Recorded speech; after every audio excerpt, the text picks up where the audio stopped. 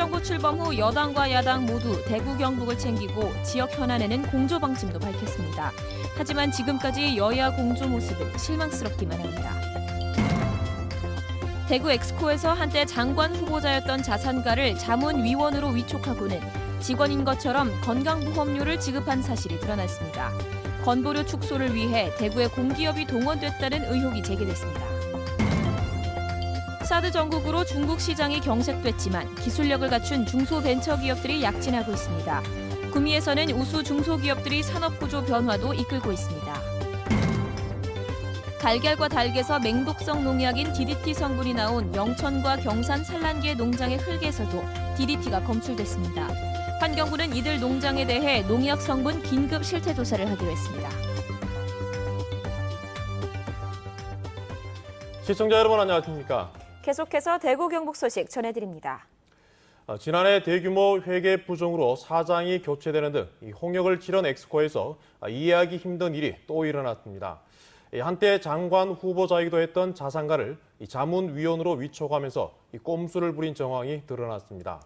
직원에게만 주는 건강보험료를 납부해줘 공기업이 개인의 건강보험료 납부에 이용됐다는 의혹을 받고 있습니다. 도성진 기자가 단독 취재했습니다. 대구시 출자 출연기관인 엑스코는 지난 4월 박은경 전 한국물포럼 총재를 자문역으로 위촉했습니다. 물산업 전시배 유치와 규모 확장에 박 전 총재의 도움을 받는다는 것이 이유입니다. 그런데 엑스코는 자문역인 박 씨와 고용관계에서만 필요한 근로계약서를 따로 쓴 것으로 드러났습니다. 이유가 있었습니다. 근로계약서에 따르면 월급여 100만 원 가운데 건강보험료를 공제한다고 명시해 엑스코 직원과 같은 처우를 보장받은 것입니다. 또 근무 시간을 월 60시간으로 정했지만 재택근무를 원칙으로 한다고 계약해 실제 일하는지 누구도 확인이 불가능하도록 했습니다. 건강보험 서울 지역 가입자인 박 씨가 건보료를 적게 내기 위해 엑스코가 동원됐다는 의혹이 생기는 이유입니다. 직장 건보를 적용하기 위한 어떤 의미에서 신분 세탁을 했다라고 그렇게 볼 수도 있을 것 같습니다. 신분 세탁을 거기에 이 대구시 출자 기관인 엑스코가 그런 일들을 주도적으로 했다라는 게. 박 씨는 이명박 정부 장관으로 내정됐다가 부동산 투기, 상습 체납 등의 의혹이 불거져 낙마했는데 현재 통영지속가능발전 교육재단 이사장과 유네스코 한국위원회 부위원장도 맡고 있습니다. 그런데 취재진이 확인한 결과 박 씨가 먼저 엑스코 측의 건강보험 직장가입자가 되길 원했고 엑스코가 법적 근거를 마련하기 위해 근로계약서를 작성하는 등 형식을 갖춘 것으로 드러났습니다.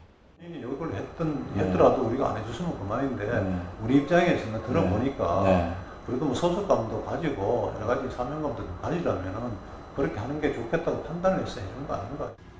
수차례 연락에도 박 씨는 인터뷰를 거부했습니다. 대구경실련은 국민건강보험공단에 조사를 요청하고 허위 계약과 배임 등으로 엑스코를 고발할 계획입니다. MBC 뉴스 도성진입니다. 대구의 한 농협이 지역 주민들의 강한 반발에도 장례식장 건립 추진을 강행하고 있습니다. 장례식장이 많이 없는 농촌의 경우 현지 농협이 장례식장을 운영하기도 하지만 대도시에서 농협이 장례업을 하는 것에 반대 여론이 높습니다. 한태현 기자가 보도합니다. 대구 반야월 농협은 지난 2012년부터 동구 괴전동 농산물 집화장 2,400여 제곱미터 터에 장례식장 건립을 추진해오고 있습니다. 고령화된 조합원들에게 혜택을 돌려주기 위한 환원 사업의 일환이라는 게 건립 취지입니다. 우리 조합원님들이나 지역 사회를 위해서 조금 더 환원 사업을 할 수 있는 방향이 없겠나, 그래서 이걸 지금 하고 있습니다. 수익 사업은 아닙니다. 하지만 인근 주민들은 혁신도시 인근 아파트와 학교에 피해를 주고 조성 중인 안심 창조밸리에도 악영향을 미친다며 강하게 반발하고 있습니다. 무엇보다 인근에 장례식장이 여러 개 있는데 농협이 또 장례업을 한다는 것은 상식적으로 이해할 수 없다고 말합니다. 지역 주민의 의사를 외면해 나가면서 굳이 장례식장을 거기에 유치한다는 것은 지역 주민의 정서에 맞지 않습니다. 동구청은 당초 건축 허가를 내주지 않았지만 반야월 농협이 두 차례의 행정소송을 통해 승소하면서 절차가 진행 중입니다. 그런데 농협이 운영하고 있는 장례식장은 전국 38개. 서울을 비롯해 대구 등 6개 광역시와 같은 대도시에서 농협이 운영하는 장례식장은 단 한 곳도 없습니다. 인근 지역 주민들의 반발을 의식했습니다. 농협중앙회 대구 지역본부는 지역 주민들의 여론을 더 수렴하겠다고 밝혔습니다. 농협 내규상으로는 설치가 가능한 것으로 알고 있습니다만 지역 주민들의 반대 민원에 대해서는 반영농협이 적극 검토하도록 지도할 계획입니다. 장례업을 둘러싼 사업 주체와 인근 주민의 갈등이 법원 판결 이후 극한으로 치닫고 있습니다. MBC 뉴스 한태현입니다. 새 정부가 출범한 뒤 여당과 야당 모두 대구 경북을 가장 먼저 챙기겠다면서 특위와 협의회까지 구성하고 현안에는 공조 방침도 밝혔습니다. 그런데 지금까지는 공조는커녕 나홀로 행보만 보여 결국 말잔치에 그쳤다는 비난이 나오고 있습니다. 이상원 기자입니다. 더불어민주당 TK 특위는 지난 24일 2차 회의를 대구에서 열고 대구 취수원 이전 문제를 집중 논의했습니다. 그런데 특위에 속한 국회의원 수명 가운데 참석자는 8명에 불과했고 진전 사항도 없었습니다. 자유한국당 대구 지역 의원들도 하루 전 국회에서 따로 모임을 갖고 취수원 문제를 논의했습니다. 같은 현안을 두고 여야 제각각 해법을 논의한다며 따로 만났고 공조는 전혀 없었습니다. 이게 우리 당만 이렇게 해야 될 부분은 아닌 거고 한정당에서 보여주기 식으로 그냥 이런 식으로 해가지고는 이것도 답도 없다. 성과를 내려면 이렇게 가야 된다고 보는데. 지난 2월 대구시와 국회의원 정책 간담회에 이어 6월 국회의원 보좌관과의 예산정책 간담회도 같은 안건을 두고 여당 따로 야당 따로 열렸습니다. 최근 확정된 정부 부처별 예산안에서 지역 핵심 사업 예산이 대폭 삭감되면서 다음 달에 있을 국회 예산심의에서 여야 공조는 더욱 중요해졌습니다. 상황이 이런데도 지역을 위해 여야를 아우를 정치인도 보이지 않고 현 정권 출범 이후 사사건건 극한의 대치 상황을 보이고 있는 여야가 지역 현안이라는 이유로 공조할지도 의문입니다. 우리 지역의 SOC 예산 중에 꼭 들어가야 될 게 있으면 한번 시도하고 상의해서 한번 반영시키도록 그렇게 노력하겠습니다. 곽대원 의원하고 저하고 같이 얘기를 해서 정부가 지방 분권을 추진하고 있지만 수도권 의원들이 잇따라 수도권 규제 완화 입법에 나서고 있는 상황에서 지역 발전을 위한 여야 공조는 더욱 절실해지고 있습니다. MBC 뉴스 이상원입니다. 사드 발사대 4기 추가 배치가 임박한 것으로 알려지면서 성주 초전면 소속마을에는 긴장감이 감돌고 있습니다. 경찰은 어제부터 사드 기지 진입로인 경부고속도로 남긴천 나들목과 김천시 자산동 아랫장터에 200명씩을 추가로 배치하고 대비 훈련을 하고 있습니다. 또 국방부의 소규모 환경 영향 평가 결과가 곧 나올 것으로 알려지면서 이번 주 안에 사드 발사대 추가 배치 가능성이 높아지고 있습니다. 사드 배치 반대 주민과 단체들은 모레부터 다음 달 6일까지를 비상 대기 기간으로 정해 추가 반입 저지에 나설 예정입니다. 고추 주산지인 경북 북부 지역에 올 들어 고추에 치명적인 피해를 입히는 고추 토마토 반점 위조 바이러스병, 일명 칼라병이 확산되고 있습니다. 적합한 약제도 없어서 병이 나타나면 방제도 어려워 농가 걱정이 큽니다. 성나규 기자입니다. 천여 평에 달하는 고추밭, 짙은 녹색을 띠어야 할 고추잎들이 누렇게 변했습니다. 새수는 열애된 것처럼 쪼그라들었고 열매는 곳곳에 반점이 생겨 썩어가고 있습니다. 지역에선 흔치 않은 고추 칼라병에 걸린 겁니다. 하루 이틀 진 것도 아니고 몇십 년을 지었는 농사가 원래 고추가 이래 된 건 생전에 처음 봤습니다. 먼 농사가 이거 뭐 고추가 지금 고추 달리는 게 어디 있어요, 여기. 고추 토마토 반점 위조 바이러스병, 일명 칼라병은 바이러스를 보유하고 있는 꽃노랑 총체 벌레를 통해 감염됩니다. 감염되면 열매는 원형 반점과 울퉁불퉁한 기형이 생겨 못 쓰고 잎과 줄기는 갈색 반점이 생기면서 결국 괴사됩니다. 고추 칼라병은 지난 2003년 충남에서 처음 발생한 이후 전북과 전남 등 주로 서해안에서 많이 나타났습니다. 경북 북부 지역은 그동안 안전지대로 여겨졌지만 올해는 안동과 영양, 청송 등 대부분의 지역에서 발생하면서 농가 피해가 잇따르고 있습니다. 원래 소화는 영 포기했지 뭐요.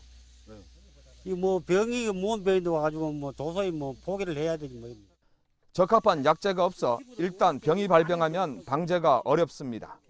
꽃노랑 총체벌레의 밀도를 낮추기 위해서는 육로상에서부터 관리를 철저히 하여 주시고 또 봄밭에서도 예차를 통하여 적기에 방제를 해 주셔야 합니다. 한 번 걸리면 수확을 포기해야 하는 고추 칼라병.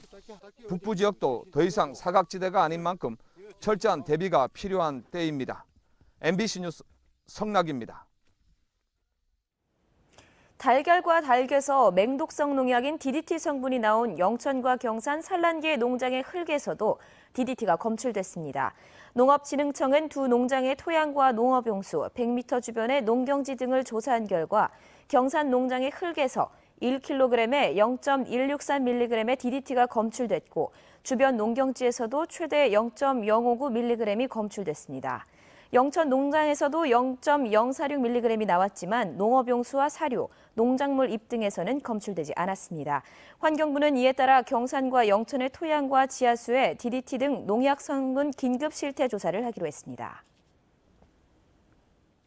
사드 전국으로 중국 시장이 얼어붙고 있습니다만 이 자체적으로 기술 개발에 경쟁력을 갖춘 중소벤처기업들은 오히려 약진하고 있습니다. 구미에 있는 IT 기업 얘기인데요. 전통적인 제조업 기반인 구미공단에 조금씩 변화가 나타나고 있습니다. 김은혜 기자입니다.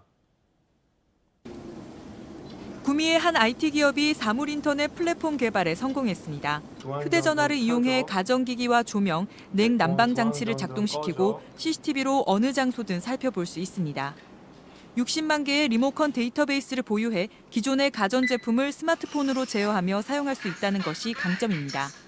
최근 중국 최대 구매처 가운데 한 곳과 200억 원에 달하는 투자 구매 협약을 체결했습니다. 중국에 있는 다양한 가전제품들을 스마트하게 만들어줄 수 있는 그런 기술을 갖고 있기 때문에 중국에서 필요한 기술이면은 그런 어떤 정치적 상황과 관련 없이 진출할 수 있는 상황이고요. 한 IT 기업은 의료기술에 정보통신기술을 융합한 첨단 재활 의료기기를 선보였습니다.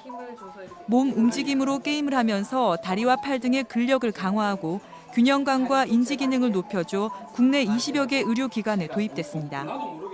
지난해부터 중국에 진출해 중국 내 대형 병원에서 임상실험을 시작했고 인도 등 여러 해외 바이어들의 주목을 받고 있습니다. 미래의 우리 먹거리가 4차 산업 그리고 융합기술이기 때문에 저는 이 의료기 부분이 굉장히 큰 우리의 어떤 먹거리를 창조할 수 있다고 생각을 합니다. 굉장히 큰 시장이 만들어질 거고요. 점점 고령자가 증가하고 그렇기 때문에 대기업의 제조업 투자가 지속적으로 감소하는 상황에서 구미 지역 산업단지는 IT 분야와 관련한 연구 개발과 투자가 기술 기업을 중심으로 활성화됐고 조금씩 결실을 맺어가고 있습니다.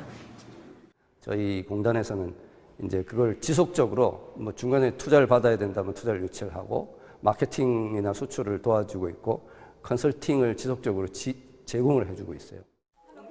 전자산업을 중심으로 한 전통 제조업 위주의 구미공단 산업 생태계가 조금씩 4차 산업 전진기지로 진화하고 있습니다. MBC 뉴스 김은혜입니다. 다음 달 대구와 경북 지역에는 늦더위가 이어지겠고 태풍 1개 정도가 영향을 줄 것으로 보입니다. 대구 기상기청은 다음 달 평균 기온이 평년과 비슷하거나 높겠고 강우량은 평년과 비슷할 것으로 내다봤습니다. 최근 10년 동안 9월의 태풍은 평균 4.9개 발생해 0.7개가 우리나라에 영향을 미친 것으로 나타나 이에 대한 대비가 필요합니다. 대구 경북 지역 임대주택 입주 대기 기간이 전국 평균보다 짧은 것으로 나타났습니다. 국회 국토교통위원회 김성태 의원실 자료에 따르면 영구 임대주택 평균 대기 기간은 대구가 6개월, 경북은 10개월로 전국 평균 16.8개월보다 짧게 나타났습니다. 제주 지역 임대주택 평균 대기 기간은 70개월로 전국에서 가장 길었습니다. 한편 대구 경북 지역에도 주택을 보유하거나 외제차 등 2대 이상의 차량 등의 자산을 보유한 영구 임대주택 입주자가 90여 명에 달하는 것으로 나타났습니다. 프로축구 대구FC가 A매치 휴식 기간을 맞아 오늘부터 다음 달 4일까지 경남 창녕에서 국내 전지 훈련을 펼칩니다. 현재 9위 자리에 머물고 있는 대구FC는 이번 전지훈련 기간 동안 지난 여름 이적 시장에서 영입한 선수들과 기존 선수들의 호흡을 끌어올리는 데 집중할 계획입니다. 8일간의 국내 전지 훈련을 치른 뒤 대구FC는 다음 달 10일 대구 스타디움에서 포항과의 맞대결을 펼칩니다. 대구지방법원 형사 12부 정재수 부장판사는 가출 10대 여성을 폭행해 50차례에 걸쳐 성매매를 강요하고 돈을 챙긴 혐의로 기소된 25살 A씨 등 2명에게 각각 징역 3년 6개월을 선고했습니다. 이들은 피해 여성이 성매매를 거부하면 상습 폭행하고 개사료를 먹이기도 한 것으로 드러났습니다. 재판부는 범행이 가학적이고 피해자에게 평생 씻기 어려운 정신적 상처를 줘 엄벌할 필요가 있다고 밝혔습니다. 지금까지 8월 28일 대구 경북 소식 전해드렸습니다. 시청해주신 여러분 고맙습니다.